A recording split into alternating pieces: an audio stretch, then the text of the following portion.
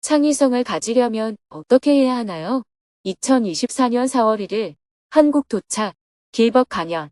안녕하세요. 오늘은 부탄에서 일주일 동안의 답사 일정을 마치고 한국으로 귀국하는 날입니다. 그리고 저녁에는 방송, 영화, 연극, 예술인들의 모임인 길벗에서 직문직설 강연이 열렸습니다. 스님은 어제 부탄 8호 공항을 출발하여 방콕 공항을 경유한 후 새벽 1시 45분에 방콕 공항을 출발하여 인천 공항으로 향했습니다. 오전 9시 20분에 인천공항에 도착하여 입국 수속을 받고 나서 곧바로 서울 정토회관으로 향했습니다. 11시 40분에 정토회관에 도착하여 점심 식사를 한 후 오후에는 실내에서 업무를 보았습니다.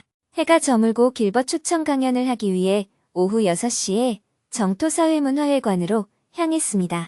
방송, 영화, 연극에 종사하는 많은 사람들이 스님의 강연을 듣기 위해 속속 도착했습니다. 2층 카페에서 일찍 도착한 배우, 작가, PD분들과 인사를 나누고 차담을 했습니다.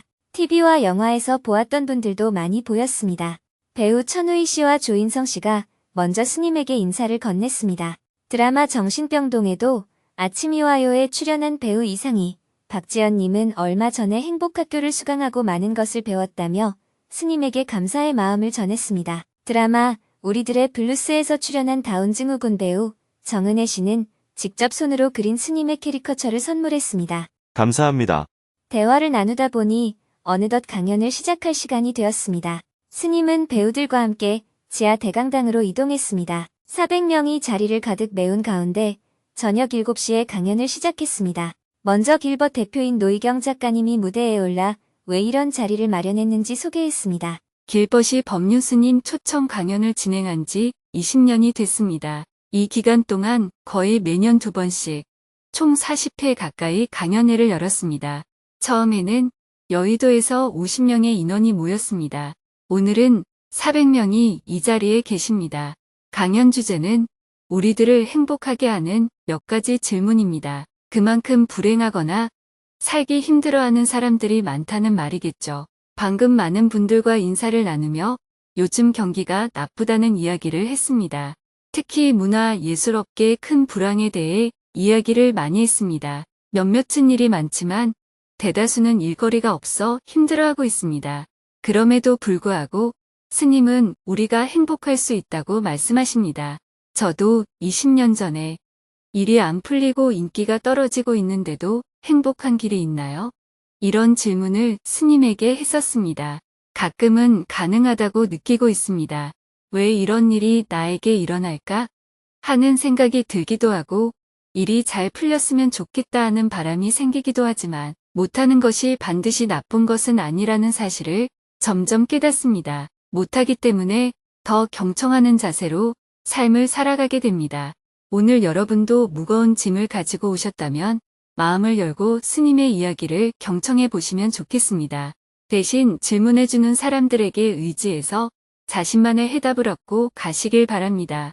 곧이어 스님을 소개하는 영상을 함께 본 후 박수갈채를 받으며 스님이 무대에 올라왔습니다. 스님은 지난 일주일 동안 부탄에 다녀온 이야기를 들려주었습니다. 저는 지난 일주일 동안 부탄에 있다가 오늘 낮에 한국에 도착했습니다. 부탄이라는 나라를 들어보셨나요?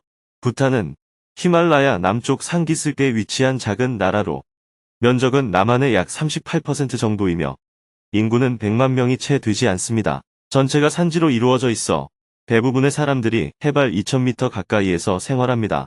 부탄의 서부 지역은 공항이 있고 관광 개발이 많이 되어 시설이 어느 정도 갖춰져 있지만 중부와 동부 지역은 매우 외진 곳입니다. 한국에서 부탄까지 가려면 태국의 방콕을 거쳐 방글라데시의 다카나 인도의 캘커타를 거쳐야 합니다. 가는 데만 하루가 소요됩니다. 도착 후 중부에 있는 마을까지는 차로 15시간이 걸립니다.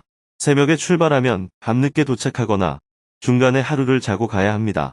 그래서 이틀 전에 낮 12시에 부탄 중부 지역에서 출발했는데 오늘 11시 40분에 도착했습니다. 48시간이 걸렸습니다.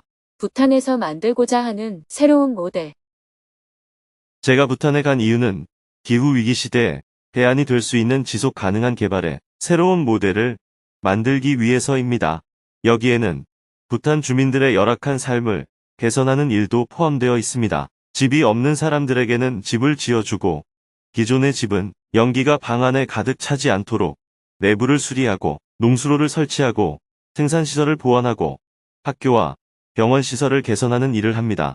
한국에서는 증문즉서를 통해 국민 행복도를 높이고 있는 것처럼 부탄에서는 생활 개선을 통해 주민들의 행복도를 높이려고 하고 있습니다. 이어서 지난 일주일 동안의 부탄 답사 모습을 영상으로 함께 보았습니다. 방송, 영화, 연극, 예술계에서 일하는 참석자들은 오지에서 활동하는 스님의 모습에 흠뻑 몰입했습니다. 제가 부탄에 터를 잡아 놓으면 여러분도 봉사하러 많이 오시면 좋겠습니다. 지속 가능한 개발의 목표는 열악한 삶은 개선하고 적게 소비하며 살아가는 행복한 삶의 모델을 제시하는 것입니다. 사람들은 대부분 실패할 것이라고 말하지만 저는 실패란 없다고 생각합니다. 왜냐하면 실패하더라도 주민들의 생활은 개선될 것이기 때문입니다. 지금과 같은 기후위기 시대에는 실패하든 성공하든 시도하는 것이 중요합니다. 기후변화가 심각한 영향을 미치게 될 미래를 대비해 새로운 모델을 만들어 놓는 것이 중요합니다. 성공한다 해도 그것은 우리가 잘해서 성공하는 것이 아닐 겁니다. 우리의 노력보다는 어쩔 수 없이 우리가 마주할 수밖에 없는 상황에 따른 성공이 될 겁니다. 만약 아침에 자고 일어났더니 호흡기 질환으로 만 명이 죽거나 엄청나게 덥거나 춥거나 해서 사람들의 생존이 어려워지면 새로운 대안을 찾을 겁니다. 저는 이런 일이 일어날 수 있는 100년 뒤를 내다보고 대안이 될 수 있는 모델을 개발하려고 하는 거예요.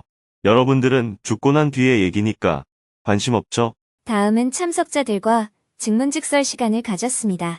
6명이 손을 들고 스님에게 질문을 했습니다. 그중 한 명은 독립영화를 연출하는 감독인데 창의성을 갖는 것과 무아를 가르치는 불교가 어떤 연관이 있을 수 있는지 질문했습니다. 창의성을 가지려면 어떻게 해야 하나요? 저는 독립영화 연출을 하고 있습니다. 모든 예술인들이 그렇듯 예술인들에게는 공통적인 고민이 창의성의 문제입니다. 예술인들에게 창작은 숙명과도 같기 때문입니다. 매번 새로운 작품을 할 때마다 새로운 것을 꺼내야 하는데 새로운 것을 꺼내는 제일 확실한 방법이 나를 찾는 것이라는 생각을 종종 하게 됩니다. 그래서 작품을 만드는 과정에서 내가 누구인가에 대해서 고민을 많이 합니다. 불가에서는 무아론을 기점으로 해서 자신의 존재에 대한 독특한 시선을 가지고 있는 것으로 알고 있습니다. 절대적인 자아가 없다는 말이 어떻게 성립될 수 있는지, 그렇다면 예술 작업 자체가 어떤 의미가 있는지 궁금합니다. 결혼하셨어요? 예, 그럼 아내가 질문자를 부를 때 뭐라고 불러요? 남편이라고 부릅니다. 그럼 아이는 질문자를 부를 때 뭐라고 불러요? 아빠라고 부릅니다. 질문자가 직장에 가면 직장에서 역할에 따라 감독이면 감독이라고 불리겠죠. 가게에 가면 손님이라고 불리죠. 만약에 교회나 절에 가면 신자라고 불리겠죠. 아이가 학교에 다니는데 질문자가 학교에 가면 학부형이라고 불리겠죠. 그렇다면 자기라는 존재는 무엇일까요? 질문자는 아빠입니까? 남편입니까? 손님입니까? 학부형입니까? 그럴 때 질문자는 그 무엇도 아니에요. 그렇기 때문에 그 무엇도 될 수 있는 것입니다. 나는 그 무엇도 아니다. 그래서 나는 그 무엇이든 될 수가 있다. 이것을 불교에서는 불수자성수연성이라고 표현합니다. 불수자성은 스스로의 성품을 지키지 아니한다는 뜻입니다. 즉 이것이다 하고 정해진 것은 없다는 의미입니다. 수연성은 다만 인연을 따라 이루어질 뿐이라는 뜻입니다. 이렇게 인연 맺으면 아빠, 이렇게 인연 맺으면 남편, 이렇게 인연 맺으면 학부형, 이렇게 인연 맺으면 손님이 될 뿐입니다. 여기 가면 감독, 저기 가면 신자, 이렇게 인연을 따라 이루어집니다. 내가 청소를 하면 청소부, 농사를 지으면 농사꾼, 감독을 하면 감독, 배우를 하면 배우가 되는 거예요. 나는 본래부터 배우가 아니에요. 이런 인연에서 배우라고 불리는 거죠. 나는 학부형이라고 정해진 것이 아니라 아이가 학교에 다니면 내가 학교에 갔을 때만 학부형이라고 불리는 거예요. 그래서 여러분들이 나는 배우다 하고 생각한다면 잘못된 생각이에요. 그 역할을 할 때에만 배우입니다. 스님이 농사를 짓는다. 이 말도 정확하게는 맞지가 않습니다. 스님이라는 고정된 실체는 없습니다. 주로 스님이라는 역할을 많이 하면 저 사람은 스님이다 하고 마치 고정된 실체가 있는 것처럼 생각하게 되는 겁니다. 본인도 내가 스님이다 하고 생각하게 되고요. 그런데 제가 아버지를 만나면 아버지한테는 제가 아들입니까? 스님입니까? 아들입니다. 이것을 헷갈려하면 충돌이 일어나는 거예요. 내가 스님이라는 입장에서 볼 때는 아버지라 하더라도 신자니까 누가 누구한테 절을 해야 돼요. 신자가 스님에게 절을 해야 합니다. 나이가 아무리 많아도 신자가 스님한테 절을 하잖아요. 그런데 내가 아들이라는 입장에서 볼 때는 누가 누구한테 절을 해야 돼요. 내가 아버지한테 절을 해야 합니다. 제가 집에 가면 그 환경에서 아들 역할을 해야지 스님 역할을 하면 안 돼요. 아버지가 절에 오면 신자 역할을 해야지 아버지 역할을 하면 안 되는 거예요. 그것처럼 아무리 질문자가 감독이라 하더라도 아이가 다니는 학교에 갔을 때는 그냥 학부형입니다. 거기서 감독 역할을 하려고 하면 안 됩니다. 그런데 세상에서는 이것을 분간하지 못해서 충돌이 일어나는 경우가 많습니다. 나는 그 무엇도 아닙니다. 즉 무아입니다. 그 무엇도 아니기에 인연을 따라서 무엇이든지 될 수가 있습니다. 이 도리를 알면 여러분들은 명배우가 될 수 있어요. 명배우가 되려면 나라는 것이 없어야 합니다. 나는 그 무엇도 아니기 때문에 깡패 역할을 맡으면 그냥 깡패가 될 수 있는 겁니다. 창녀 역할을 맡았다면 그냥 창녀가 되는 거예요. 농부 역할을 맡았다면 그냥 농부가 되는 겁니다. 그런데 여러분들은 농부 역할을 시키면 어색해합니다. 왜냐하면 나라는 것이 있기 때문이에요. 나를 움켜쥐고 있기 때문에 인연을 따라 몸을 못 놔두는 겁니다. 그래서 여러분들이 많은 경험을 할수록 훌륭한 연기자가 될 수 있습니다. 위대한 연기자가 되려면 무아의 상태로 나아가야 합니다. 그래야 주어진 대로 그 역할을 다 해낼 수가 있는 거예요. 물은 모양이 없지만 병에 넣으면 병 모양, 컵에 넣으면 컵 모양, 이렇게 유연하잖아요. 그런데 여러분들은 내부에 뭔가를 이것이다 하고 움켜쥐고 있습니다. 나는 스님이다 하면서 농사를 짓고 나는 스님이다 하면서 청소를 하기 때문에 농사를 짓든 청소를 하든 뭔가 어색한 거예요. 청소를 할 때는 그냥 청소부가 되고 농사를 지을 때는 그냥 농사꾼이 되면 하나도 어색하지 않습니다. 나는 무엇이다 하는 생각은 잘못된 생각이에요. 우리는 그 무엇도 아닙니다. 제가 어제 부탄을 나오면서 부탄 정부 관계자에게 스님이라고 해서 특별한 대우를 하지 말아 달라 하고 요청을 했습니다. 외국에서 손님이 왔다고 하면 공항에서 빨리 통과를 시켜주는 경우가 많잖아요. 물론 제가 일행이 많아서 여럿이 갈 때는 제 역할이 스님이고 또 부탄 정부 입장에서는 손님에 해당하기 때문에 그때는 통과할 때 도움을 주어도 괜찮아요. 그런데 이번에 부탄을 나올 때는 제가 혼자서 나왔습니다. 혼자 다니는데 대우를 받을 필요가 하나도 없잖아요. 그냥 줄을 서야 하면 줄을 서면 되니까요. 일찍 통과시켜 주어서 탑승구 앞에 앉아 있으나 줄을 서서 통과한 다음 탑승구 앞에 가나 결과는 똑같지 않나요? 여러분들도 지방에 촬영하는 일이 있어서 방송국 차를 타고 빨리 이동하는 건 괜찮은데 놀러 가면서 방송국 차를 타고 빨리 이동할 필요는 없잖아요. 놀러 갈 때는 기차를 타고 천천히 가면서 놀면 되잖아요. 어떻게 생각해요? 나는 무엇이다 하는 생각을 내려놓아야 무엇이든 할 수 있는 사람이 될 수 있습니다. 대개 한번 유명해지고 나면 인생이 힘들어지는 경우가 많아요. 내가 어떤 드라마에 출연해서 유명해진 것은 어제의 일입니다. 오늘의 일이 아니에요. 어제는 학교에 갔으니까 학부형이었지만 오늘은 가게에 갔으니까 학부형이 아니고 손님입니다. 그런데도 나는 계속 학부형이라고 생각한다면 어리석은 사람이라고 할 수 있잖아요. 이런 어리석음을 반복하기 때문에 여러분들이 힘든 겁니다. 젊을 때 너무 일찍 유명해지거나 성공하면 인생이 불행해지는 이유가 늘 과거의 기억에 머물러 있기 때문이에요. 어릴 때 상처를 입은 사람이 그 상처를 잊지 못하고 늘 과거 속에 살고 있는 것과 같습니다. 젊을 때 일찍 유명해진 사람이 죽을 때까지 유명세를 유지하기가 쉽지 않잖아요. 그래서 늘 과거를 그리워하며 살게 되는 겁니다. 이렇게 과거를 그리워하며 사는 사람이 술 먹으면 하는 말이 내가 왕년에는 말이야 입니다. 우리는 현재에 살지 못하고 과거에 살 때가 많습니다. 권위주의적인 행동보다 꿈속에 살기 때문에 나오는 겁니다. 과거의 꿈속에서 벗어나라는 것이 바로 붙다가 말한 무아입니다. 고정된 실체는 없어요. 약이라는 실체도 없고 독이라는 실체도 없습니다. 먹고 나으면 약이라고 하고 먹고 죽으면 독이라고 하는 겁니다. 본래부터 이것은 약이고 이것은 독이라고 고정된 실체는 없는데 우리는 이것은 약이라고 하고 이것은 독이라고 생각하는 겁니다. 독이라는 것도 조금만 먹으면 약이 되는 경우가 있고 약이라는 것도 많이 먹으면 독이 되는 경우가 있는 거예요. 선악도 마찬가지입니다. 길 가는 사람을 때리면 폭행이 되지만 일제강점기에 독립운동하는 사람이 일본 사람을 때리면 독립운동이 되는 겁니다. 안중근 의사가 이토 히로부미를 암살한 것도 한국 사람들의 입장에서는 독립운동이지만 일본 사람들의 입장에서는 자기 나라의 국무총리를 죽인 테러 행위입니다. 이렇게 정해진 게 없다는 무아의 본질을 꿰뚫어 알 때 우리는 훨씬 더 자유로운 삶을 살 수 있습니다. 창의적이라는 것도 결과주의적인 관점입니다. 창의적이라고 정해진 것은 없습니다. 창의적인 것도 결국 모방을 바탕으로 해서 나옵니다. 그림을 그리거나 집을 지을 때 남의 것을 똑같이 모방을 하면 전통을 지킨다고 말합니다.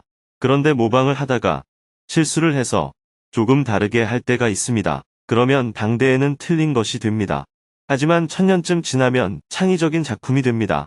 똑같은 작품도 기준을 전통에 두고 모방을 하는 측면에서 바라보면 틀린 것이 되지만 다른 각도에서 보면 창의적인 것이 되는 거예요. 모든 창의성은 틀린 데서 나옵니다. 실패했을 때 창의성이 나옵니다. 그러니 틀리는 것을 두려워할 필요가 없어요. 실패를 해야 창조가 나오기 때문입니다. 요즘 창조적인 사람들을 보면 약간 특이한 기질이 있는 경우가 많습니다. 그렇다고 일부러 모자라는 행동을 하지는 마세요. 우등생은 모방의 가치에서 나온 겁니다. 창조적 관점에서는 어떤 것도 우열을 정할 수가 없어요. 오늘날 한국의 학교 교육은 모방 교육입니다. 오늘날 세계인들이 좋아하는 K-팝이라고 하는 것도 서양의 클래식 음악을 기준으로 하면 저급한 음악입니다. 한국의 전통 음악을 기준으로 봐도 잘못된 음악입니다. 그러나 서양의 클래식 음악과 한국의 전통 음악이 믹스가 된 것이 많은 대중들의 호응을 받으니까 창조적이 된 겁니다. 창조적이기 되기 위해서는 그렇게 애쓰지 않아도 됩니다. 그냥 자기가 좋은 대로 하면 돼요. 자기가 좋은 대로 했는데 대중이 호응을 하면 창조적인 것이 되는 것입니다. 아무리 창조적인 것을 만들어도 대중이 호응하지 않으면 창조적이라고 인정받지 못하는 거예요. 지금 평가가 좋은 것도 1000년이 지나면 별반 차이가 없습니다. 결국 여러분이 추구하는 것은 돈벌이가 되느냐 아닙니까? 돈벌이가 되면 창조적인 것이 되는 것이고 돈벌이가 안 되면 실패가 되는 거잖아요. 지금 제가 부탄에서 하는 사업은 지금을 기준으로 하면 아무도 호응을 안 하니까 실패로 평가가 되겠죠. 그러나 100년 후에 기후위기 시대가 와서 많은 사람들의 호응을 얻게 되면 스님은 100년을 내다보는 선견지명이 있었다. 이렇게 재평가가 될 겁니다. 그래서 저는 여러분들이 조금 더 미래를 내다보며 살았으면 좋겠어요. 요즘 사람들이 내 작품을 이해하기는 어려울 것이다. 100년 정도 지나야 사람들이 내 작품을 이해할 것이다.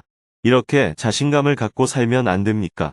고흐의 그림도 100년이 지나서 사람들이 이해를 했잖아요. 우리나라에서 유명한 미술가들도 당시에는 밥조차 제대로 못 먹었어요. 그런데 여러분은 너무 욕심이 많아요. 작품을 만들어서 지금 당장 유명해지고 싶어 해요. 그러려면 모방을 해야 합니다. 창조적이 되려면 10년이든 20년이든 대중의 인기에 연연하지 말아야 해요. 대중이 호응을 해서 갑자기 유명해졌다 하더라도 이건 우연이다. 대중이 뭘 몰랐나 보다. 재수가 좋았나 보다. 이렇게 받아들여야 마음이 들뜨지 않습니다. 그래야 자신의 삶을 지속적으로 유지해 나갈 수가 있습니다. 그렇지 않으면 늘 대중의 반응에 놀아나는 꼭두각시가 됩니다. 반응이 나쁘면 괴로워서 술 마시고 반응이 좋으면 신이 나서 술 마시고 이렇게 인생을 살게 됩니다. 이런 삶이 노예의 삶이지 어떻게 주인의 삶입니까? 저는 즉문즉설을 내 마음대로 하잖아요. 주위의 평가에 별로 연연하지 않습니다. 그래서 여러분들이 인생을 조금 길게 보고 자신감을 가지고 살았으면 좋겠어요. 특히 예술을 하는 사람이 너무 당대의 평가를 받으려고 하는 자세는 바람직하지 않습니다. 그러려면 의사가 되거나 변호사가 되거나 사업가가 되어야죠. 예술을 하면서 자꾸 당대의 평가를 받겠다고 하는 것은 조금 안 맞지 않을까요? 그리고 대중이 원하는 것들이 워낙 빠르게 변하기 때문에 평가를 받아봐야 그날뿐이고 자고 일어나면 또 다른 방향으로 흘러갑니다. 그런 평가는 일회성이지 진지하게 예수를 생각해서 나온 평가는 아니거든요. 제 생각은 그렇습니다. 감사합니다. 저는 기독교 신앙 환경에서 자라서 불교에 대해 잘 모릅니다. 하지만 스님 말씀 중에 나라는 것이 없어야 무엇이든 될 수 있다는 내용이 정말 가슴에 와 닿았습니다. 연결해서 그럼 내 영혼은 존재하지 않는 것인가 하는 의문에 대해서는 앞으로 더 고민해 보겠습니다. 나라고 하는 게 본래 없으니까 사람의 아들인 예수가 신이 될 수 있는 것이 아니겠어요? 나라고 하는 게 본래 있다면 예수는 목수의 아들밖에 안 되는데 어떻게 신이 될 수 있겠습니까? 마찬가지로 나라고 하는 게 없기 때문에 고타마 시다르타도 부처가 될 수 있는 겁니다.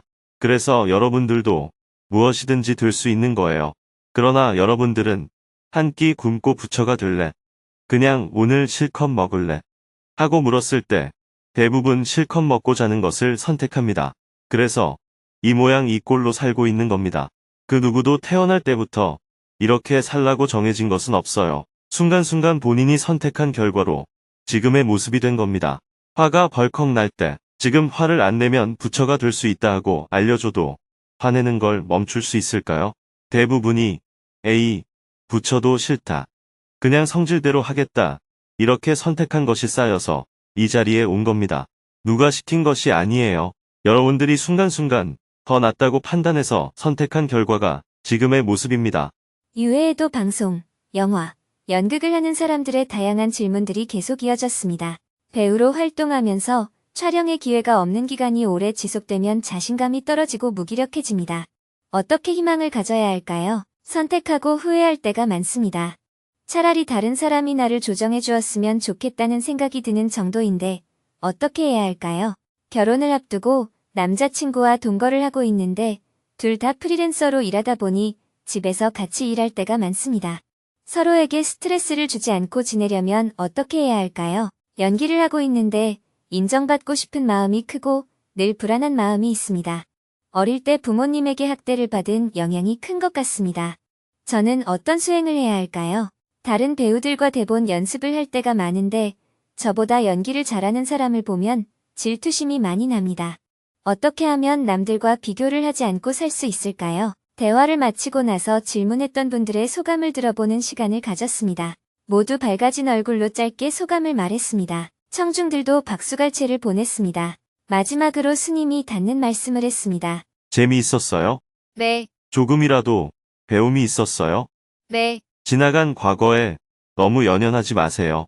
내가 산 정상에 오를 때 가파른 길을 올라왔든 바위를 타고 올라왔든 개울을 건너왔든 뼈약볕을 지나왔든 숲속을 지나왔든 올라갈 때는 다 힘들지만 정상에 올라서서 보면 평평한 길을 왔느냐 가파른 길을 왔느냐 하는 것은 하등 중요하지 않습니다. 10년 전 4월 2일 저녁에 무슨 음식을 먹었는지가 지금 중요할까요?